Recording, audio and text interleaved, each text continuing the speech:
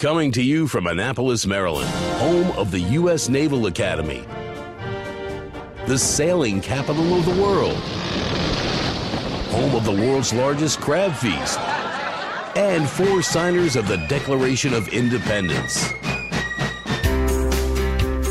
This is the Eye on Annapolis Daily News Brief, a daily roundup of local news that you can use, including local sports, local events, local opinion, and local weather from DMV Weather. Now here's your host, publisher of Eye on Annapolis, John Frenaye. Today is Thursday, December 7th, a day we should all pause to remember those that were lost in Pearl Harbor and those that survived today. This is John Frenaye, and this is your Eye on Annapolis Daily News Brief.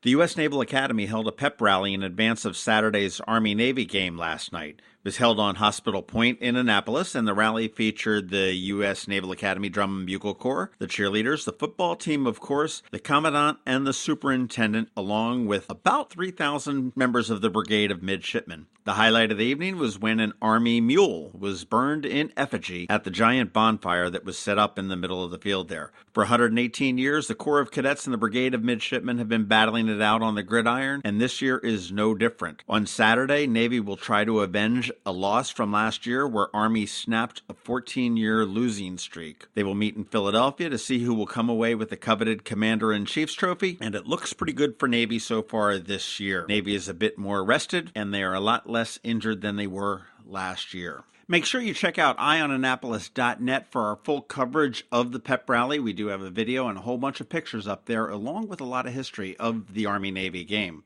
Yesterday, County Executive Steve Shue and many other officials took part in a groundbreaking for the new Anne Arundel County Police Department training facility in Davidsonville. The new Police Academy project is an $18.8 million project. It's 30,000 square feet and will train new recruits to the Anne Arundel County Police Department as well as personnel from the Sheriff's Office and other regional law enforcement agencies. The old academy was a real piece of crap. Construction is slated to be complete by the spring or summer of 2019. And the facility will be named in honor of Charles Butch Troyer, a retired county police officer who heroically prevented a hijacking at BWI in 1974.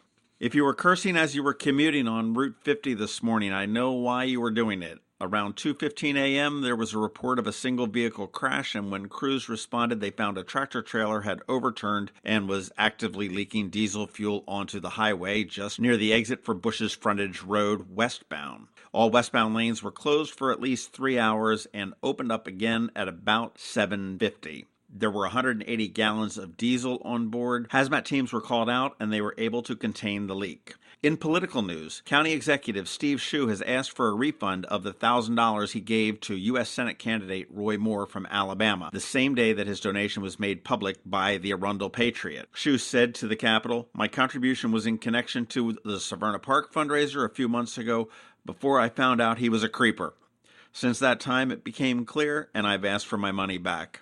It's expensive to be mayor in Annapolis. Mayor Buckley and former Mayor Panelides spent a total of $471,000 to win that office. Together, they raised $460,000. Panelides had some left over from his previous election. To put that into comparison, Panelides and former Mayor Josh Cohen raised a combined $195,000 during the 2013 campaign. It's getting more and more expensive to become in public office. And actually, I'm looking at that's kind of crazy because the mayor's salary is less than $100,000, so it's kind of a wash.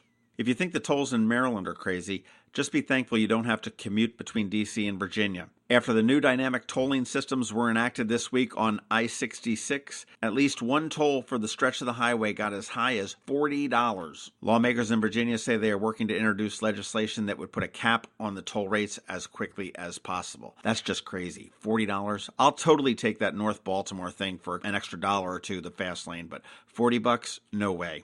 He's 53 years old, but that isn't stopping former Orioles great Rafael Palmeiro from making another run at baseball. The former O's first baseman and outfielder says he wants a team to take a chance on him, and he believes he still has something left to contribute. Palmeiro, who has been linked many times to performance-enhancing drugs, hasn't played in the majors since 2005. And in other sports news, Baltimore soccer fans will have a new team to rally behind next year. The National Premier Soccer League said they recently formed FC Baltimore and will join its Northeast Region Mid-Atlantic Conference for the 2018 season. The team anticipates launching in the summer, said Alex Lubanski, FC Baltimore's Director of Soccer Operations. The semi-professional team has already begun recruiting players and signed a few, quote, exciting contracts. Players will likely include ex-professionals and current Division I college players who are looking for practice and exposure during the summer months. The fourth-tier league season runs from May through July. They have not decided on a home field, although teams in the league typically play in high school and college fields in their area. Tonight, remember, it is the first of 3 Midnight Madnesses. All of the downtown Annapolis stores should be open until midnight. They will have goodies. There will be carolers. There will be lots of fun. You'll be able to take a picture in Snowflake Alley and post it as a selfie. Tonight, get downtown in Annapolis, go out and have fun. It is supposed to be a beautiful weather night. And to confirm that, we've got George Young from DMV Weather coming right up. When we started the Eye on Annapolis Daily News Brief, we weren't really sure how it would be received. Well, it went better than expected, and currently we have about 11,000 people listening to the Daily News Brief every month. And we also got some feedback. And we will be making a significant change on January 1st. We heard you loud and clear that this needs to be done earlier in the day. So on January 1st, you will be able to get your Daily News Brief at 7 a.m. every Monday through Friday. And we still will have your local weather from DMV Weather and local sports by Kevin Chaney, so nothing else is changing except for the hour. And for those that are listening but have not yet subscribed, the easiest thing to do is to head over to Apple Podcasts, which used to be called iTunes, Google Play, or whatever app you use to listen to podcasts. Search for Eye on Annapolis Daily News Brief and subscribe. It's free, there's no cost, and then you never need to worry about it again. Every morning at 7 a.m., it'll be on your phone, tablet, or computer just waiting for you. Hey, thank you for a great start, and here's to a fantastic 2018. This is Maryland. The weather can be nearly unpredictable. We've got George Young from DMV Weather in Annapolis to sort it all out. Hey everyone, this is George from DMV Weather. Here's your Annapolis forecast for Thursday, December 7th. We forecasted a target high temp of 47 degrees today for downtown Annapolis and 46 degrees for BWI Airport as yesterday's cold front has cleared the area to the east and a new air mass continues to filter into the region from the west-northwest behind the front, which will lead to several days of below average temps for Annapolis and all of Anne Arundel County. Look for low temps tonight in the upper 20s to mid-30s, and then highs Friday through Sunday will only be in the upper 30s to low 40s for Annapolis and surrounding areas. As for those snow chances, it still appears they'll pan out as expected in the area in the form of some flurries or snow showers, so nothing with any real significance is expected at this time other than the first flakes of the new winter season. Finally, if you're heading to Philadelphia this Saturday for the Navy-Army football game, expect generally cloudy and cold conditions with temps around 40 degrees for the 3 p.m. kickoff, with a very small chance of a rain or snow shower in the area at game time. Okay, that's it for us today. Get our free weather app from the Apple App Store or Google Play Store by searching for DC MDVA Weather, and follow us 24/7, 365 on our website at dmvweather.com or on social media via Twitter or Facebook for all of the latest weather updates, forecasts, analyses, and weather content for the Annapolis region. This is George Young of DMV Weather with your Annapolis forecast. Stay warm out there, and remember, whatever the weather outside, have fun and be safe.